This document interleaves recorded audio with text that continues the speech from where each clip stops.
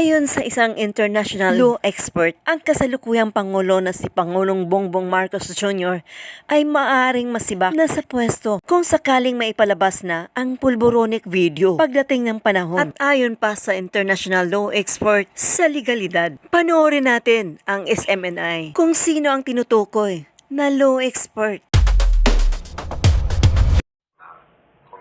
May komento, sino kaya itong law expert na ito? Tungkol sa legalidad ng matunog ngayon na pulboronic video, bagong katagato na iniuugnay kay Pangulong Bongbong Marcos.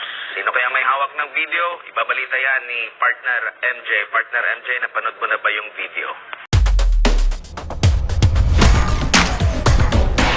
Ako, itanong natin, partner, sa law expert na alam kong kilala nyo rin at pinaliwanag niya yung issue ng legalidad. At kung sakaling totoo ba ng video, pinaliwanag niya rin yung issue ng impeachment na maaaring kaharapin ng isang Pangulo.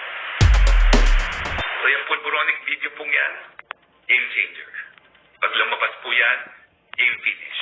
Sa kanyang pinakahuling vlog ay pinaliwanag na international law expert si Attorney Harry Roque ang epekto ng umunoy pulboronic video na inuugnay ngayon kay Pangulong Bongbong Marcos. Ang video na sinasabi ng isa sa mga kritiko ng administrasyon. Ang vlogger na si Maharlika ay naglalaman ng paggamit di umano ni Marcos Jr. ng cocaine. Nilino ni Roque na hindi nito sinasabi na mayroong ganoong video.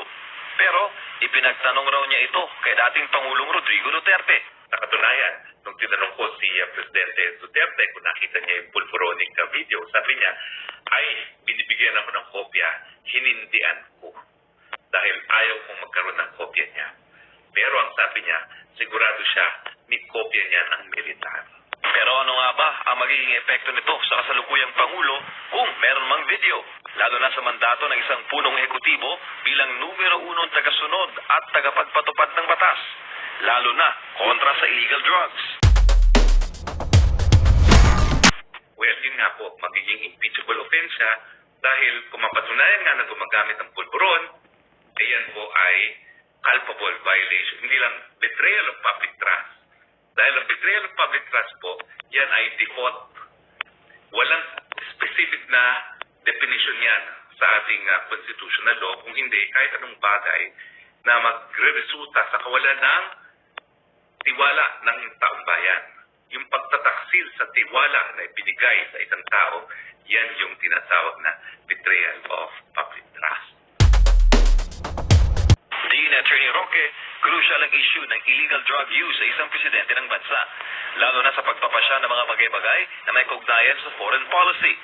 May gumagawa ka ng mga desisyon kung aawayin mong China, kung ikaw ay iiyak sa Amerikano para magkaroon ng gera sa ating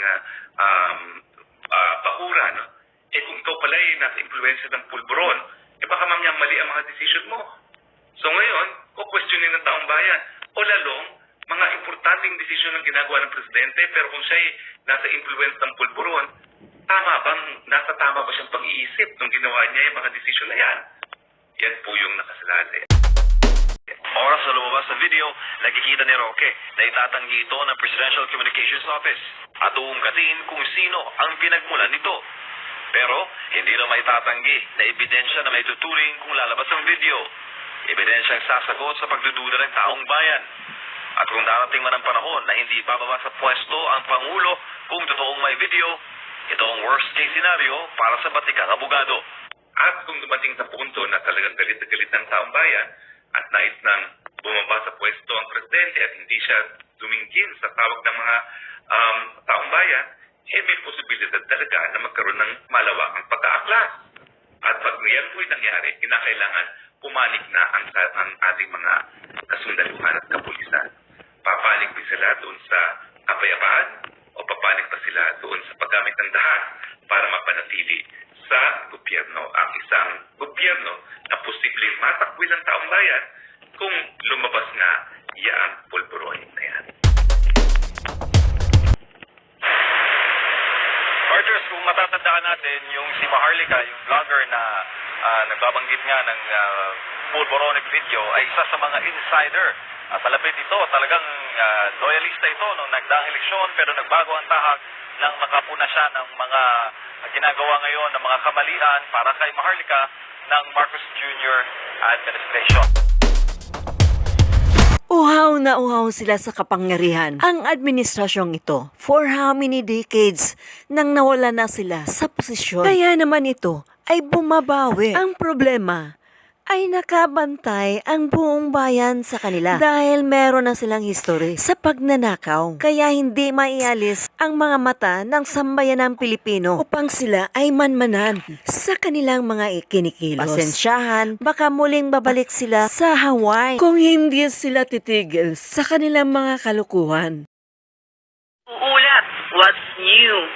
Sa hindi pa nakapag-subscribe, follow, and share, huwag niyong kalimutan na tangkilikin upang patuloy na makapaghatid ako ng magandang balita.